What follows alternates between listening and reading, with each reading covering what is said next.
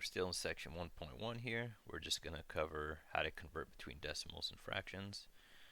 So we'll just kind of work through a few examples. Hopefully this video won't take that long. So here's a decimal. Let's do 17.15, and we want to convert that to a fraction. So how do we do this? Well, remember that there's multiple different types of fractions, right? We have what we call our mixed numbers. Okay, and those kind of take a shape like this, where we put like a number in front, and then we have a fraction on the side, right? And then we have improper fractions. And so that's basically when the numerator, the top of the fraction, is just bigger than the bottom of the fraction. And then we just have proper fractions, where the number on the top is as big as or less than the number on the bottom. So something like that. Okay, cool. So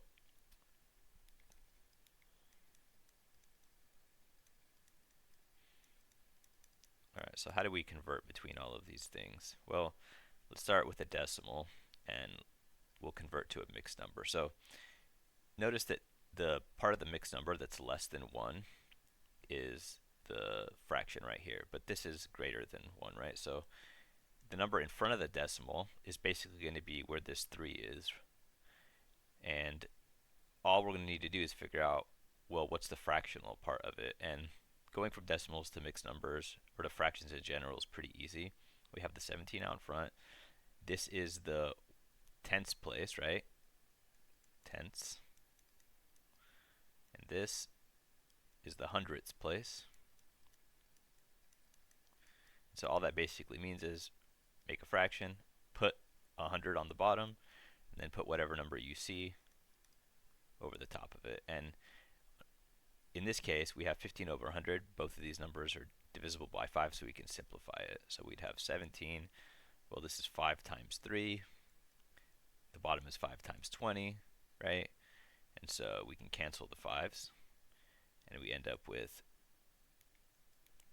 17 and 3/20.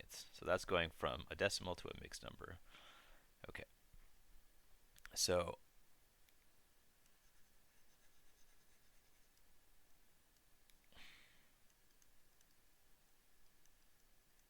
all right, now let's try to do an improper fraction. Well,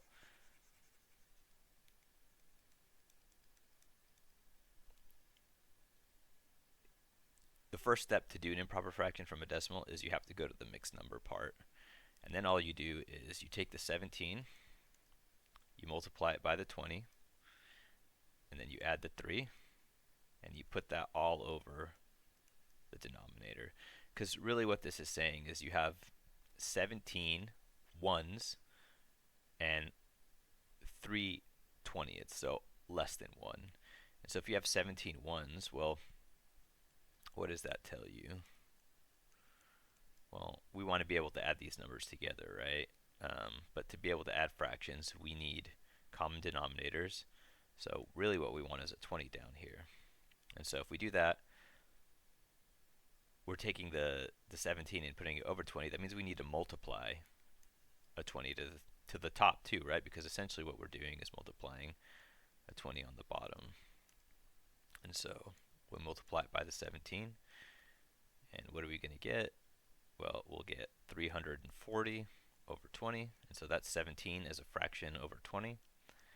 And then we add the 3 over 20, the little bit that wasn't a whole number, and we get 343 over 20. Okay, cool.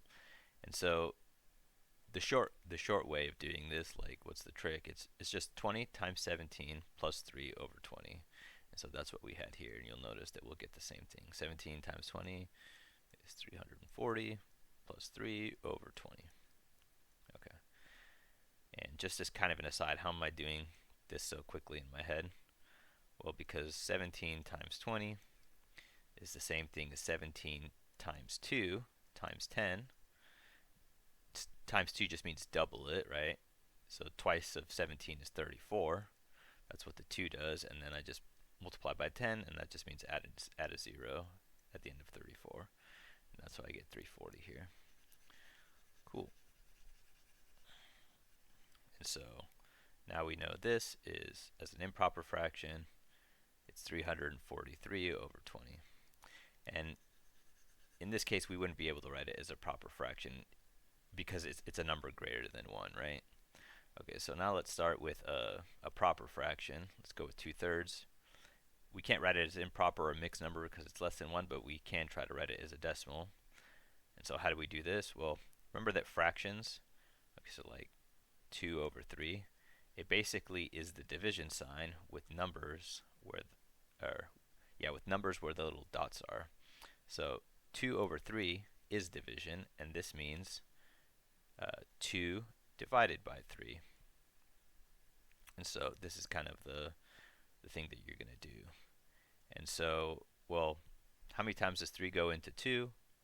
Well, it doesn't, right? So we're going to have to put a 0 there. How many times does 3 go into 20? 6 times. 6 times 3 is 18.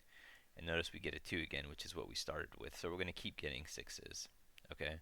So as a decimal, you're going to be able to do this multiple times. You're going to have to bring another 0 down. You'll get a 0. Okay, 3 goes into 20 how many times? 6, right? We're basically like stuck in this loop. And so the way this goes is the 6 is just going to keep repeating. So as a decimal, 2/3 is 0.6 with a hat on it, because that's the symbol for repeating decimal. Okay? Okay. Now let's say we have an improper fraction like 10 over 7. How do we write this as a mixed number? It's division again, so we're going to go 7 into 10. How many times does 7 go into 10?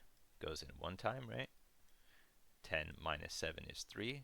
Does 7 go into 3? No, it does not, so it's remainder 3. And so what you do is, this is your mixed number part. You put that out in front. This is the numerator of your fraction, and the 7 will always stay as the denominator.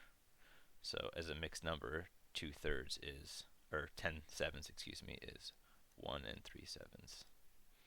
Cool. And can we write 10/7 as a decimal? Yeah, we can. We just do it the same way, right? 10 divided by 7. How many times does it go in? Once. 7. 3. 7 doesn't go into 3, so then we have to put a 0 here. Drop it down here. How many times does 7 go into 30? Well, it goes in 4 times. 28. 2 left over. 7 doesn't go into 2, so let's bring another 0 down. How many times does 7 go into 2, or 20? Goes in 2 times. 14. 6, right? How many times does 7 go into 6? It doesn't. Bring another 0 down. How many times does 7 go into 60? 8, 56, 4, right? And so you can keep going and going. So this may stop eventually, or it may not. I mean, it can go on.